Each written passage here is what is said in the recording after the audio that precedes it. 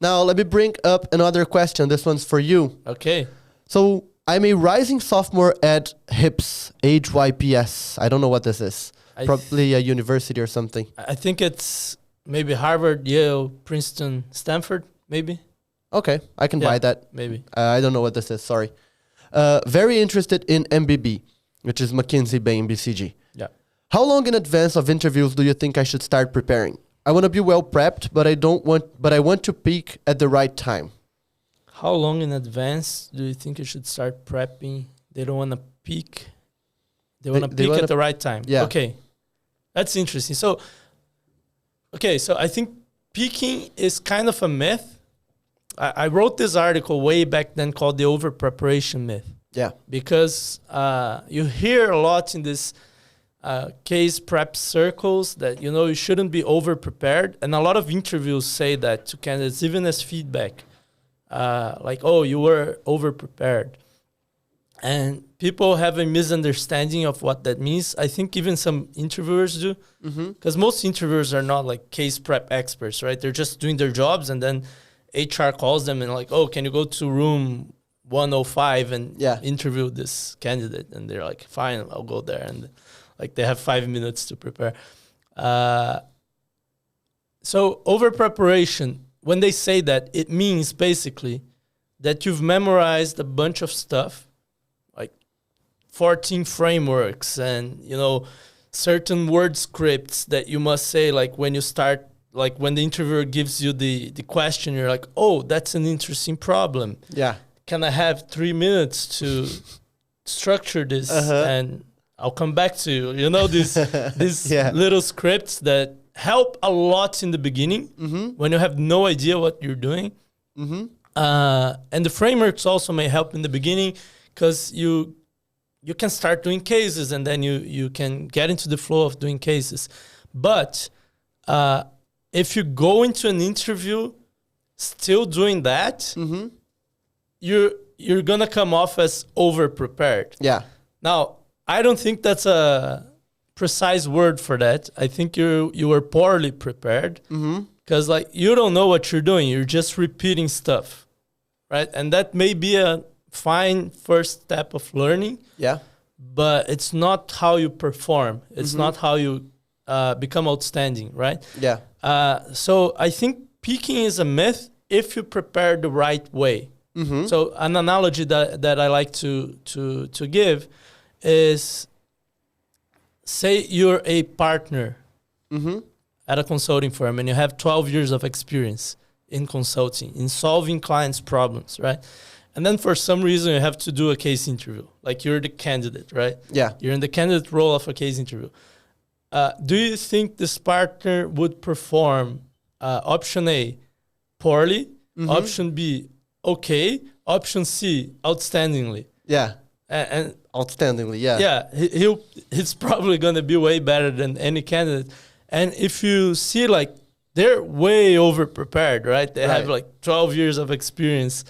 But they've prepared the right way. Like, they've prepared by actually solving clients' problems and using the skills, thinking of unique structures, thinking of unique approaches to do analysis, to read charts and interpret what they mean, to generate ideas and hypotheses, to test hypotheses. They have all the skills and they have like 12 years of preparation, right? Yeah. So if you prepare the right way, if you prepare by actually learning to think like a consultant, having the fundamentals right, which is what we teach in the free course, then you won't peak. Yeah. Right? You will just improve. Obviously, there will be like peaks and valleys. Yeah. Because learning is not linear, right? For anything. So sometimes you have a bad week or something, but I wouldn't worry about preparing early as long as you prepare right. Now, if you're memorizing a bunch of stuff, then it may be bad because you're practicing more and more and more of bad habits. Yeah.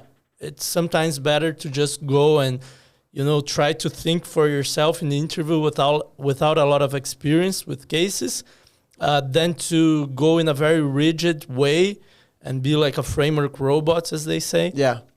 So if you prepare the right way, I wouldn't worry about peaking. In terms of timing for this, is a sophomore, right? Yeah, rising sophomore. So they're starting their sophomore year. Okay, so they have maybe a year before their interviews, if they're doing internships, probably, right? I'm not sure. I think that they have 2 years before.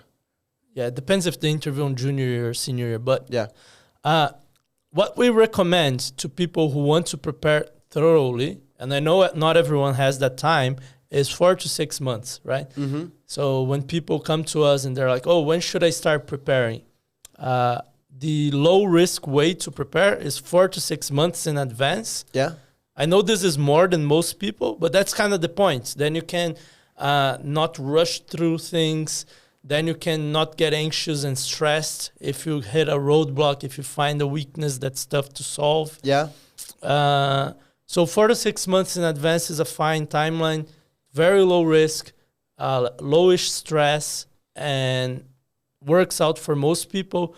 Now, if this person wants to prepare like a year earlier, there's a way too, which I think is nice, which is instead of like doing cases like you would in a 4 to 6 month timeline, doing cases and drills and techniques, what I do is if you're preparing a year in advance, I know this is like a few percentage of people, but some people want to do it in a slow pace, right? So what I would recommend is to learn estimations, brainstorming, frameworks, and hypothesis testing. And you can learn all that in our free course for free. Learn the proper technique for those 4 things.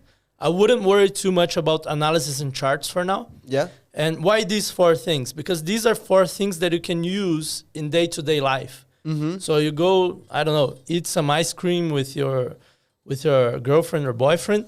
You can estimate the revenue of that ice cream shop, right? Yeah.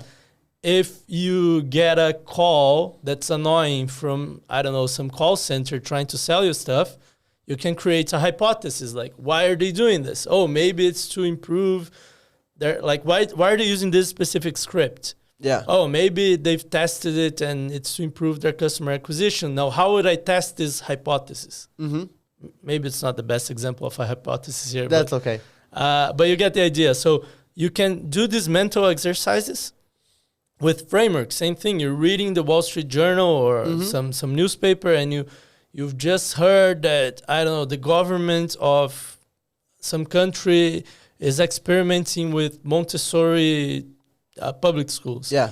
Like you can create a framework like, how, like, does it make sense to create Montessori schools in the public school system for this country? This could be a framework question for a case, and then you can try to structure that and infer how they made that decision.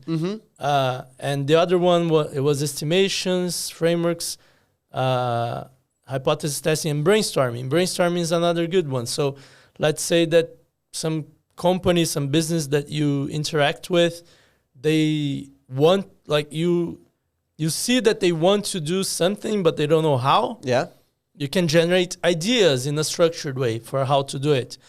And that's one way to prepare way in advance. You learn these 4 skills. The proper technique for them is important. If you just freestyle it, you're just going to learn bad habits in terms of getting an offer in consulting. But then after you learn this, you can just implement this in day-to-day life, and you will start thinking more and more and more like a consultant. Eventually, when you start doing cases, you will have these skills very natural to you. Like they'll feel like they were like, you'll feel like it's natural, which is way nicer than trying to cram it all like in a short amount of time. Yeah. Yeah. Okay, got it.